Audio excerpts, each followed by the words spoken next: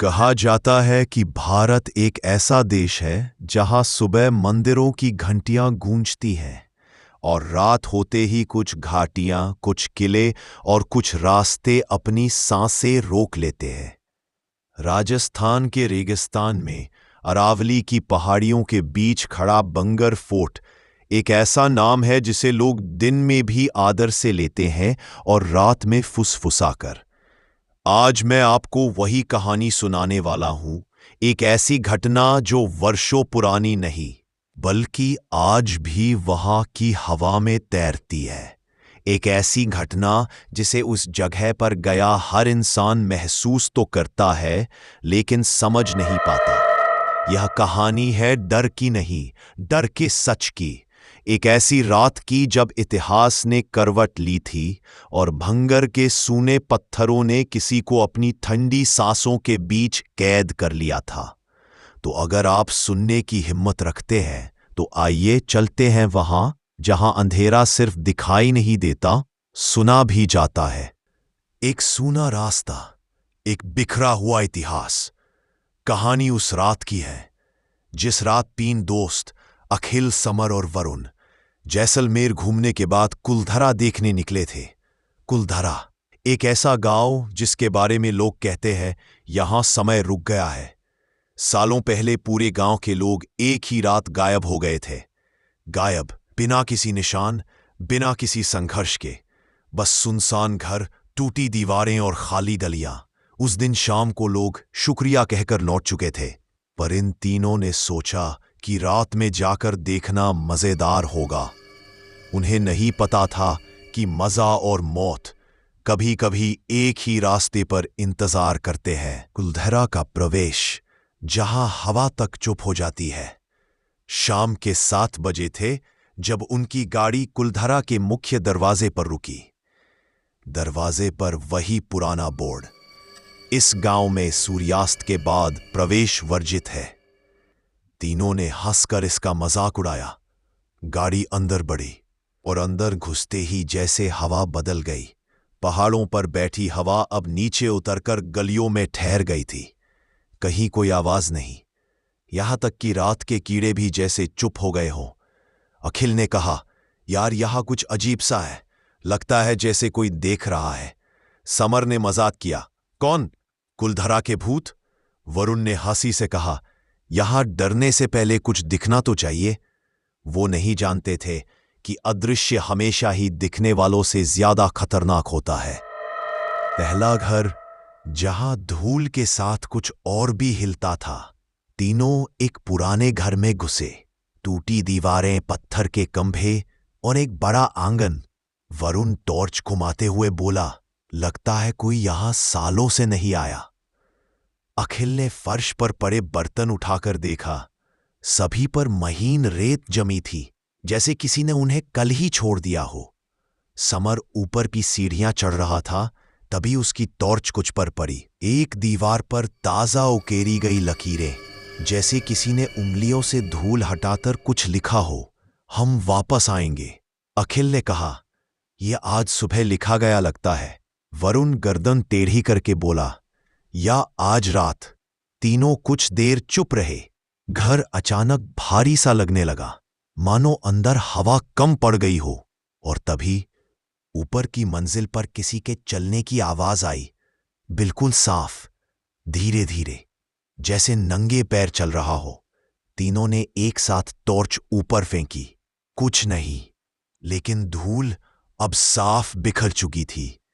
ये किसी हवा का खेल नहीं था। तीनों अब गांव के बीच वाले हिस्से में थे, जहां पुराने मंदिर, कच्ची गलियां और ढीली छतें थीं। यहां सन्नाटा और गहरा था। समर ने आहिस्ता से कहा, दोस्तों ऐसा लग रहा है जैसे कोई हमारे साथ चल रहा है। वरुण ने मजाक में कहा, हवा होगी। लेकिन तभी एक मोड़ पर उनकी टॉर्च एक दीवार पर पड़ी। दीवार पर 4 लंबी लंबी परछायां, लेकिन वहां सिर्फ 3 लोग थे। चौथी परछाई अजीब तरह से टेढ़ी थी। उसकी गर्दन थोड़ी झुकी हुई और पैर उल्टी दिशा में मुड़े हुए, जैसे कोई इंसान नहीं, कुछ और। वरुण ने तुरंत टॉर्च बंद कर दी। जब दोबारा टॉर्च जलाई, परछाया गायब थीं, पर अब उनके पैरों के नीचे रेत में एक चौथे पैरों के निशान दिखाई दिए। नंगे पैर, लंबे, जैसे किसी की उंगलियां जमीन में धस रही हों। तीनों एक हवेली में दाखिल हुए। हवेली के अंदर जाते ही बासी सी बदबू आई। समर ने कहा, यार अंदर बहुत बदबू है, वापस चले। अखिल बोला, बस एक नजर और। पर जैसे ही वो अंदर बढ़े, हवेली की छत पर कुछ जोर से भागा। धड़ाम धड़ाम। तीनों डरकर टॉर्च ऊपर करने लगे। छत पर कोई था, तेजी से चल रहा था। उन सभी ने एक साथ आवाज सुनी, एक महिला की तेज कराह।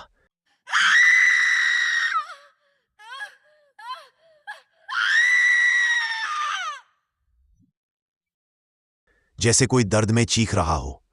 लेकिन वो आवाज हवेली की किसी एक जगह से नहीं, बल्कि हर तरफ से गूंज रही थी।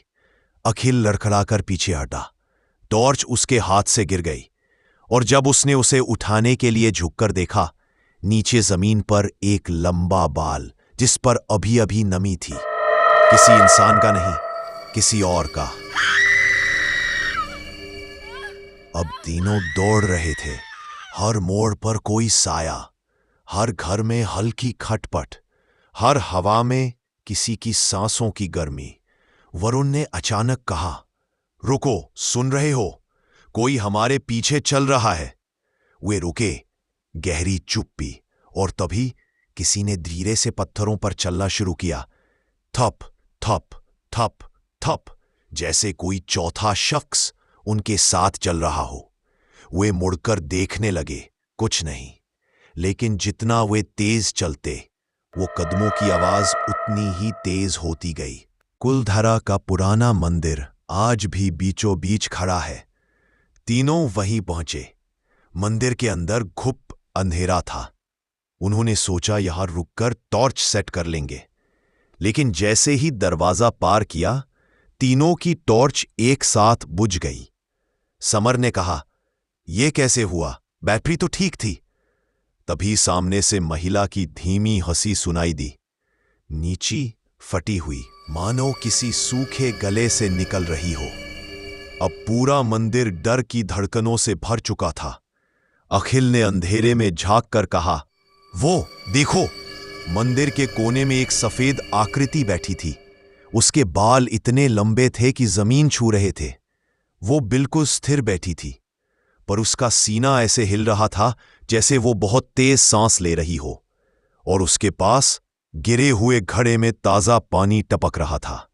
कुलधरा में आज तक पानी नहीं आता, सालों से नहीं। अचानक उस आकृति ने अपना सिर घुमाया, धीरे धीरे, असामान्य तरीके से, लगभग 180 डिग्री। और फिर उसने एक भयानक चीख मारी।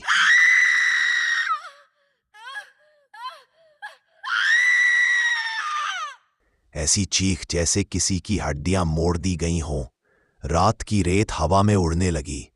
तीनों भागकर मंदिर के बाहर आए और बिना कुछ बोले अंधाधुंध दौड़ने लगे। उनके पीछे किसी के भागने की आवाज। सब एक साथ उनकी ओर बढ़ रहे थे। जब वे मुख्य गेट तक पहुंचे, गेट बंद था। अखिल ने उसे दोनों हाथों से धक्का दिया, पर वो हिला भी नहीं।